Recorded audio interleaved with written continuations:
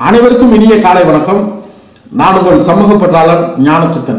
மனித வாழ்க்கை என்பது வேடிக்கையானது, விந்தையானது, விசித்திரமானது. அடுத்தது இதுதான் நடக்கணும், யாராலையும் யூகித்து சொல்ல முடியாத புரியாத புதிர்தான் மனித வாழ்க்கை. இந்த மனித வாழ்க்கையில பிறப்பு என்பது முகவுரை, இறப்பு என்பது முடிவுரை. பிறப்புக்கும் இறப்புக்கும் இடைப்பட்ட மனித வாழ்க்கை மிக சிறப்பாக இருக்க வேண்டும்.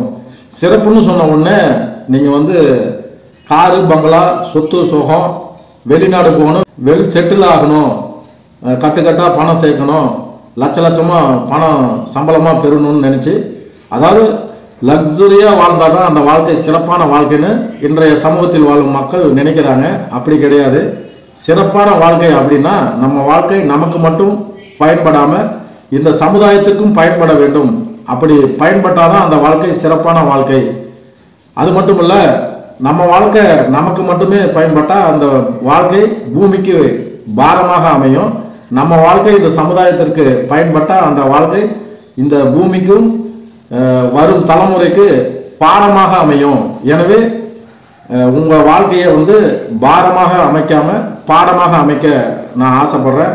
குறிப்பா இன்றைய இளைஞர்கள் சாணிக்கும் சந்தனத்துக்கும் வித்தியாசம் தெரியாம இருக்கிறாங்க. எதை ஆதரிக்கணுமோ அதை புறக்கணிக்கிறாங்க, எதை புறக்கணிக்குமோ அதை ஆதரிக்கிறாங்க.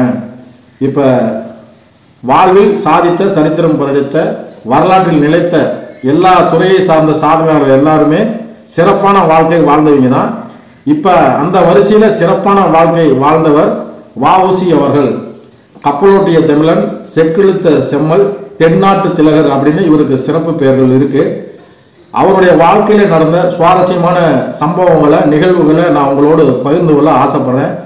இப்ப வ.உ.சி. அவர்கள் ஒரு செல்வந்தர் குடும்பத்தில் பிறந்தார். அவருடைய தந்தையாரும் வக்கீலாக வேலை செய்தவர். 1872ஆம் ஆண்டு செப்டம்பர் 5ஆம் தேதி தூத்துக்குடி மாவட்டத்தில் ஒட்டப்பிடாரம் அப்படிங்கிற கிராமத்தில் பிறந்தாரு. 1936ஆம் ஆண்டு நவம்பர் 18ஆம் தேதி இறைவனடி சேர்ந்து இரவாத புகழை அடைந்தார். வ.உ.சி. அவருடைய வாழ்க்கையில நிறைய சுவாரஸ்யமான சம்பவங்கள் நடைபெற்றிருக்கு. இப்ப கப்பலோட்டிய தமிழன் அப்படின்னு அவர் ஏன் நம்ம சொல்றோம்னா, அன்றைய காலகட்டத்தில் ஆங்கிலேய அரசு தூத்துக்குடிக்கும் இலங்கைக்கும் கப்பல் போக்குவரத்து நடத்துச்சு. அப்ப கப்பல் போக்குவரத்து நடைபெறும் போது தொழில் ரீதியா அவங்க செல்வாக்கு பெற்றிருந்தாங்க. அதனால வியாபாரம் செஞ்சுதான் இந்தியாவை அவங்க பிடிச்சாங்க. அதனால வியாபார ரீதியா நம்ம அவங்கள ஜெயிக்கணும், அதற்காக அவங்கள மாதிரி நம்ம ஒரு கப்பல் விடணும் அப்படின்னு கப்பல் விடுறாரு. எஸ்.எஸ். கலியா, எஸ்.எஸ். லாவோ அப்படிங்கிற 2 கப்பலை தன்னுடைய சொத்துக்களை எல்லாம் விற்று அந்த பணம் பத்துல வடநாட்டுக்கெல்லாம் போகுது. அந்த தேவையான பணத்தை திரட்டுறாரு. நான் வடநாட்டுக்கு போறேன், வரும்போது கப்பலோடு தான் வருவேன், இல்லைன்னா நான் வரவே மாட்டேன் அப்படின்னு மன உறுதியோடு வடநாட்டுக்கு போறாரு. அப்போ போகும்போது அங்க இருக்கிற தலைவர்கள் எல்லாருமே சந்திக்கிறார். அதாவது பிபின் சந்திரபால், அரவிந்தர், லாலா லஜபதி ராய், திலகர், இவங்களெல்லாம் சந்திச்சு அதற்கு தேவையான பணத்தை திரட்டி கப்பலை வாங்குறாரு. கப்பலை வாங்கிட்டு இங்க வெற்றிகரமா அந்த கப்பல் போக்குவரத்தை செய்கிறாரு. சுதேசி நாவாய் சங்கம் அப்படிங்கிற அமைப்புல கப்பல் போக்குவரத்து செய்கிறாரு. வெற்றிகரமா போயிட்டு இருக்கு. இவருடைய செயலை பார்த்து ஆங்கிலேய அரசு இவரை தடுக்கணும், இவருடைய செயலை முடக்கணும் அப்படின்னு சொல்லி அவரை தடுக்கிறதுக்காக வேணும்னு பொய் குற்றச்சாட்டு கூறி அவரை சிறைக்கு அனுப்புறாங்க. 1-2 வருஷம் இல்ல, 40 வருஷம் சிறைக்கு அனுப்புறாங்க. இப்ப அந்த சிறைக்கு செல்லும் போது அப்ப ஒரு ஆங்கிலேய நீதிபதி சொல்றாரு, வ.உ.சி. அவர்களுடைய பேச்சையும் மகாகவி பாரதியார் அவருடைய பாட்டை கேட்டா செத்த பிணம் கூட உயிர் கொண்டு எழுந்து விடும் அப்படின்னு. அந்த அளவுக்கு நாட்டு பற்றியும் தேசப்பற்றியும் அவங்க களப்போராளியாக இருந்திருக்கிறாருங்கிறதுக்காக இந்த சம்பவம் காட்டுது.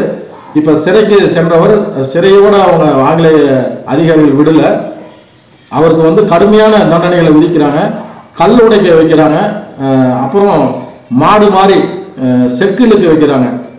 அதனால அவருக்கு செக்கிழுத்த செம்மல் அப்படின்னு ஒரு பேர் இருக்கு. அடுத்ததா தென்னாட்டு திலகர் அப்படின்னு ஒரு பேர் இருக்கு இல்லையா? அதுக்கு என்ன காரணம்னா, திலகர் அவர்கள் பாலகங்காதர திலகர் மகாராஷ்டிரா மாநிலத்தில் பிறந்தவர், சுதந்திர போராட்ட வீரர். அங்க மேற்கு பகுதியில் மகாராஷ்டிராவில் திலகர் அவர்களும், வடக்கு பகுதியில் பஞ்சாப் சிங்கம் லாலா லஜபதி ராய் அவர்களும், கிழக்கு பகுதியில் வந்து பிபின் சந்திரபால், அரவிந்தர் இவங்களையும், தெற்கு பகுதியில் வந்து வஉசி இவங்கெல்லாம் வந்து சுதந்திர போராட்டத்திற்காக போராடிய தியாகிகள். இப்போ திலகருடைய கொள்கையில் இவர் தீவிர பற்று கொண்டவர். அதனால இவருக்கு தென்னாட்டு திலகர் அப்படின்னு ஒரு பேர் இருக்கு. வஉசி அவர்கள் சிறையில் பல கொடுமைகளுக்கு உள்ளாகிறாரு. அவர் ரிலீஸ் ஆகும்போது, சிறையிலேருந்து வெளிவரும்போது சிறைத்துறை அதிகாரிகள் கேட்குறாங்க, நீங்கள் ரிலீஸ் ஆகிறீங்க, உங்கள் முகத்தில் சந்தோஷமே இல்லையே அப்படின்னு கேட்குறாங்க. அப்போ வஉசி அவர்கள் சொல்லியிருக்கிறாரு, நான் மட்டும் விடுதலை ஆகி என்ன பண்ண போகிறேன், என்னுடைய தாய்நாடு இன்னும் அடிமையாக தானே இருக்குது, என்னுடைய தாய்நாடு என்னைக்கு விடுதலை ஆகுதோ அன்னைக்கு தான் நான் சந்தோஷமாக இருப்பேன்னு தன்னுடைய நாட்டு பற்றி அப்போ கூட அப்படி வெளிப்படுத்தியிருக்கிறார். நம்மளாம் என்ன நினச்சிருப்போம், உடனே ஓடி வந்து நம்ம தன் பெண்டு தன் பிள்ளைன்னு வாழ்ந்திருப்போம். அப்படி இல்லாமல் உடல் பொருள் ஆவி அனைத்தும் நாடு நாடு நாடு அப்படின்னு தான் அவர் வாழ்ந்திருக்கிறாரு. சிறைத்துறையிலிருந்து வெளியே வந்துட்டாரு. அப்போ வந்து இவர் வந்து வக்கீலாக இருந்ததுனால இவருடைய வக்கீல் உரிமத்தை லைசன்ஸை ரத்து செஞ்சிட்டாங்க ஆங்கிலேய அதிகாரிகள். அதனால் வேற வழி இல்லாமல் பிழைப்பு நடத்துவதற்காக மளிகை கடை வைக்கிறாரு. அதுலேயும் நெருக்கடி தராங்க ஆங்கிலேய அதிகாரிகள். மளிகை கடை நடத்த முடியல, மளிகை கடையில் வேலை செய்கிறாரு, அதுலேயும் செய்ய விடல, வக்கீல் தொழிலும் செய்ய முடியல, அப்புறம் மண்ணெண்ணெய் விற்கிறாரு. இப்படி பல கஷ்டங்களுக்கு உள்ளாகிறாரு. இதுக்கு காரணம் என்னன்னா, இப்போ மளிகை கடையில் அவர் வேலை செய்யும் போது அவர் கூட யார் யார் வர்றாங்க பேசுகிறாங்க அப்படின்னு வேவு பார்க்குறாங்க, அதாவது காவல்துறை அதிகாரிகள். அதனால் வஉசி அவர்கள் கூட வந்து பேசுகிறதுக்கு யாருமே தயங்குறாங்க, யாருமே வந்து பேச மாட்டுறாங்க. அதனால் என்ன ஆகுதுன்னா, மளிகை கடை வைக்கும்போது வியாபாரம் ஆக மாட்டேங்குது. கடையில் வேலை செய்யும் போதும் போலீஸ் நோட்டம் விடுறதுனால அந்த யாருமே ஒரு வேலைக்கு எடுத்துக்க மாட்டேங்கிறாங்க. அடுத்ததாக மண்ணெண்ணெய் விற்கிறாரு. அதுலேயுமே எல்லாத்துக்கும் காரணம் நாடு நாடு நாடுன்னு அவர் வாழ்ந்ததுனால தான். அதனால் என்ன ஆகுதுன்னா, ஒரு நெருக்கடியான காலகட்டத்தில் வாழ்வதற்கு கஷ்டப்பட்டுட்டு வாழ்ந்துட்டு இருக்கிறாரு. அவர் பிறப்பால் வந்து செல்வந்தர். ஆச்சரியக்குறியாக இருந்த அவருடைய வாழ்க்கை நாட்டுப்பற்றால கேள்விக்குறியாக வந்து முடிஞ்சிருச்சு. வாழ்க்கை நடத்துறதுக்கு என்ன பண்ணுறதுன்னு தெரியாமல் ஒரு நெருக்கடியான காலகட்டத்தில் ஆங்கிலேய அதிகாரி வாலஸ் அப்படிங்கிறவர், ஆங்கிலேய நீதிபதி வாலஸ் அப்படிங்கிறவர் வந்து வஉசி அவர்களுடைய நிலைமையை உணர்ந்து மனிதாபிமானத்தோடு மனித நேயத்தோடு வஉசி அவர்களோட அந்த உரிமையை ரத்து செஞ்சாங்க இல்லையா, வக்கீல் உரிமத்தை, அதை வந்து வாதாடி அந்த உரிமத்தை மீண்டும் பெற்றுத்தராரு. வஉசி அவர்கள் மறுபடியும் வக்கீல் தொழில் செய்யலான்னு பார்த்தா மக்கள் யாரும் பயந்துக்கிட்டு யாருமே அவர்கிட்ட வழக்கு சம்மந்தமாக யாரும் போக மாட்டேங்கிறாங்க, வர மாட்டேங்கிறாங்க. அதனால் சிறையிலிருந்து வெளியே வந்து சென்னைக்கு வந்து இந்த கஷ்டம் எல்லாமே சென்னையில் படுறாரு. சரி, இங்கே வந்து இருந்தால் இப்படி தான் ஆகுதுன்னு சொல்லி மறுபடியும் கோயம்புத்தூருக்கு போகிறாரு. கோயம்புத்தூருக்கு போயும் அவங்க கஷ்டப்படுறாரு. எல்லாமே இந்த நிலைமை தான். ஏன்னா ஆங்கிலேய அரசு இவருக்கு எனி டைம் கண்காணிச்சுட்டே இருக்குது. அதனால் கோவையிலிருந்து தன்னுடைய இறுதி வாழ்க்கையை தூத்துக்குடிக்கே போய் கழிக்கிறாரு. அப்போ இறுதி வாழ்க்கை அந்த உயிர் போரும் தருவாயில் இவர் வந்து பேசிக்கலி அதாவது சைவ வேளாளர் மரபை சார்ந்தவர். அவங்க இறக்கும்போது இறுதியாக சிவத்தொண்டர் புராணத்தை தான் பாடுவாங்களாம்.